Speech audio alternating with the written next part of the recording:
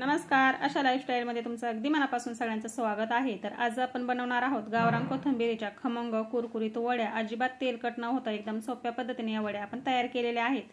Video पूर्ण नक्की बघा आणि तुम्हाला जर माझा आजचा व्हिडिओ आवडला असेल तर व्हिडिओला एक लाईक नक्की करा आणि कमेंट मध्ये व्हिडिओ कसा वाटला ते जरूर सांगा। तुमच्या कमेंटचं उत्तर मी नक्कीच देण्याचा प्रयत्न करेन। ही स्वच्छ अशी निवडून घ्यायची, धुवून घ्यायची, याच्यावरती खूप माती असते आणि आपल्याला अगदी बारीक अशी चिरून घ्यायची। तर बघा आता मी निवडून घेते।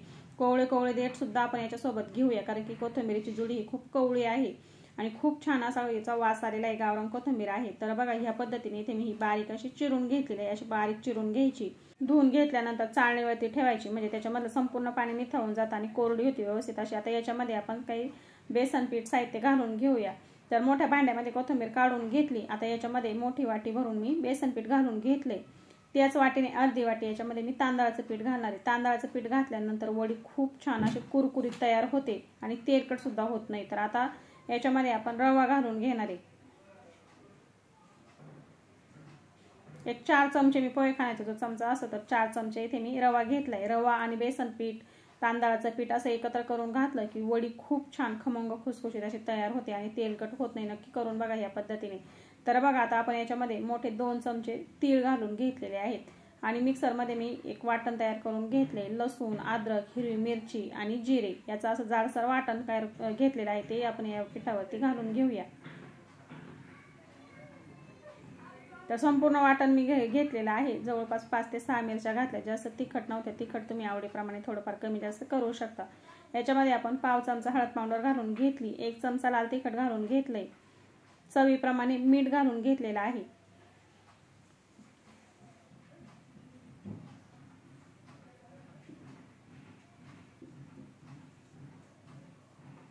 चिमूटभर याच्यामध्ये मी हिंग पावडर घालून घेतलेली आहे आणि आता आपण याच्यामध्ये अर्धा चमचा जिरा पावडर घालून घेऊया।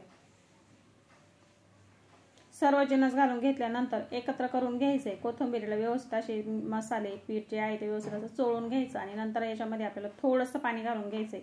अगदी पोहे खाण्याचे 3 ते 4 चमचे पाणी लागेल याच्यामध्ये, कारण की कोथिंबीरीमध्ये आपण हे मीठ आणि ते घातल्यानंतर याला पाणी सुटतं। तर खूप पाणी घालायची गरज पडत नाही सुरुवातीला, अजिबात याच्यामध्ये पाणी घालू नका। तर मिक्सरच्या भांड्यामध्ये थोडासा मसाला होता, त्याच्यामध्ये अगदी छोटे 2-3 चमचे मी पाणी घालून घेतले आणि आता हे पीठ छानपैकी घट्टसर असं आपण मळून घेऊया। तर बघा ह्या पद्धतीने अगदी 3-4 चमचे पाणी घालून मी घट्टसर असं हे पीठ मळून घेतलेलं आहे। आता आपण हाताला तेल लावून घेऊया आणि लगेच याचे रोल करून घेऊया। थापून न करता अशा पद्धतीने रोल केले की याच्या वड्या खूप छान अशा कट होतात आणि तळायला आपल्याला खूप मस्त अशा तळता देखील येतात आणि खाताना खूप छान मस्त कुरकुरीत खमंग अशा लागतात, अजिबात तेलकट होत नाही। तर याचे रोल करून घेऊया। तर खूप जाड नाही किंवा खूप मोठ्या आकारामध्ये नाही, मध्यम आकारामध्ये आपण अशा पद्धतीने याचे 5-6 रोल करून घेऊया।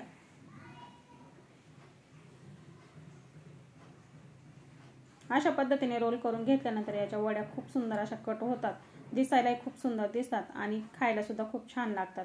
तर बघा ह्या पद्धतीने इथे मी जवळपास 5 ते 6 रोल तयार करून घेतलेले आहेत।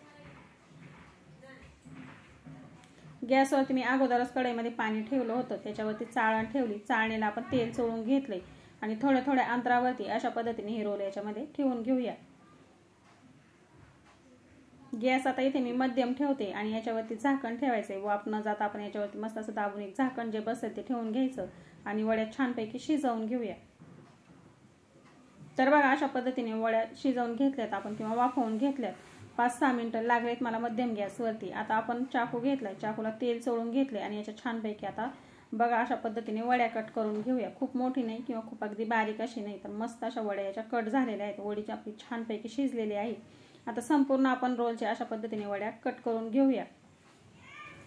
तर ज्यावेळेस आपण हे रोल शिजवून घेतले त्यावेळेस मी पलटी करून घेतले होते, म्हणजे व्यवस्थित असे सगळ्या बाजूने हे रोल छानपैकी शिजलेले आहेत आणि मध्यम गॅसवरती शिजवून घेतले।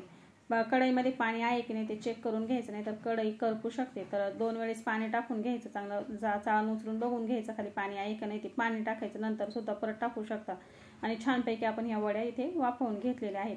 आता कढईमध्ये तेल ठेवलं होतं, तेलामध्ये जेवढ्या बसतील तेवढ्या वड्या आपण ह्या सोडून घेऊ।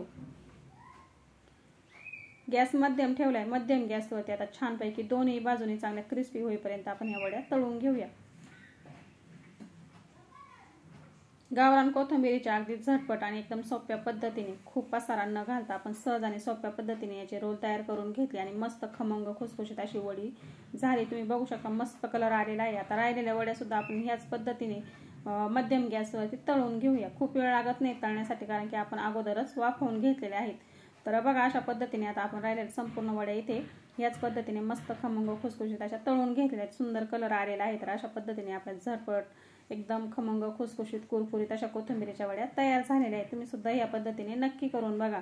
तर आजचा व्हिडिओ कसा वाटला मला कमेंटमध्ये नक्की सांगा। व्हिडिओ जर आवडला असेल तर एक लाईक आणि कमेंट नक्की करा, म्हणजे मला पुढे प्रेरणा भेटते की तुम्हाला व्हिडिओ आवडला जरी नाही तरी पण कमेंटमध्ये मला नक्की सांगा, म्हणजे मी व्हिडिओमध्ये सुधारणा देखील करू शकते। तर वेळात वेळ काढून व्हिडिओ बघितल्याबद्दल अगदी मनापासून धन्यवाद।